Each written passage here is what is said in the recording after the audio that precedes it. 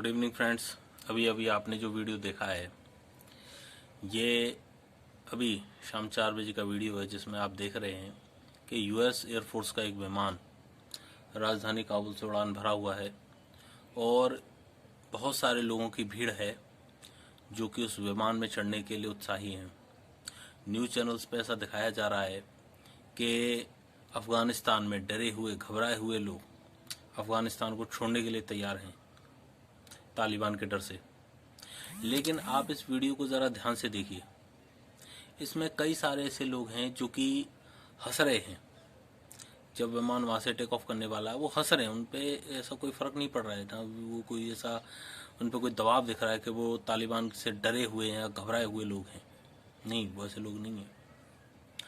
राजनीति विज्ञान की यदि परिभाषा में इसको देखें तो आप देखिए कि एक पिछड़ी हुई अर्थव्यवस्था के या सामाजिक व्यवस्था के लोग उदारवादी पूंजीवादी व्यवस्था के जहाज में चढ़ने की कोशिश कर रहे हैं या उसमें अपना एक नया जीवन ढूंढ रहे हैं, और फिर भी उसके बाद भी लोग हमेशा से ही गाली देते आए हैं या हमेशा से कसूरवार ठहराते आए हैं अमेरिका को। अभी भी कई न्यूज़ चैनलों पर इस हालात के लिए बार बार अमेरिका को ही उत्तरदायी ठहराया जा रहा है। आप अमेरिका को किस बात के लिए उत्तरदायी ठहरा रहे हैं?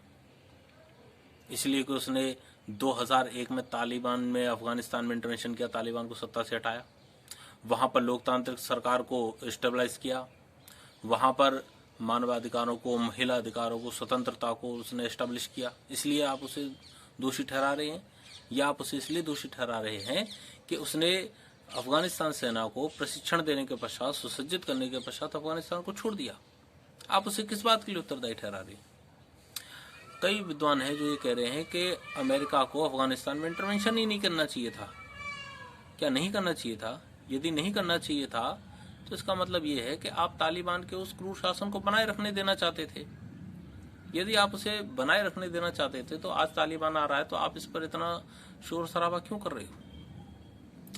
असल बात यही है कि ये जितना भी मीडिया वर्ग है, वामपंथी जो वर्ग है, बुद्धिजीवी जो वर्ग है, ये असल में अमेरिका को टारगेट लगातार करता जा रहा है। लेकिन तालिबान का जो अत्याचारी शासन है वो उसको अभी भी छिपा रहे हैं, वो अभी भी उसको डिफेंस करने की कोशिश कर रहे हैं। आप सोचिए,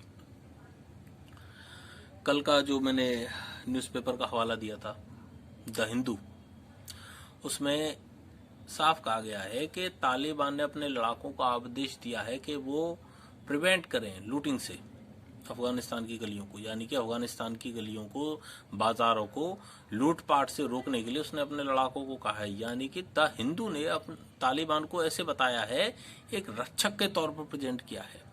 और द हिंदू अकेला न्यूज़पेपर ऐसा नहीं है, ऐसे बहुत सारे न्यूज़पेपर हैं और वामपंथी तबके हैं जो एक बहुत भारत के एक बहुत पुराने, प्रसिद्ध और बहुत बड़े एक राजनीतिक दल का एक बौद्धिक बैकग्राउंड भी है, आइडियोलॉजिकल बेसिक भी है उस राजनीतिक दल का। उन लोगों का अभी भी ये झुकाव रहा है हमेशा से ही तालिबान के लिए कि वो उसे एक हीरो की तरह पेश करते आ रहे हैं।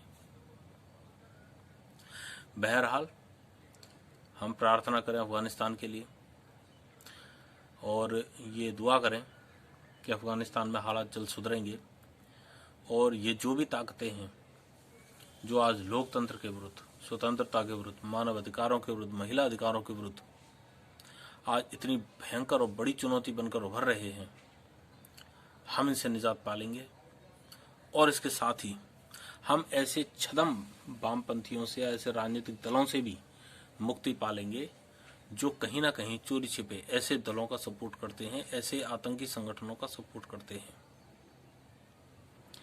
अफगानिस्तान के हालात पर हम नज़र बाकायदा बनाए हुए हैं, आगे भी हम इस पर नज़र बनाए रखेंगे।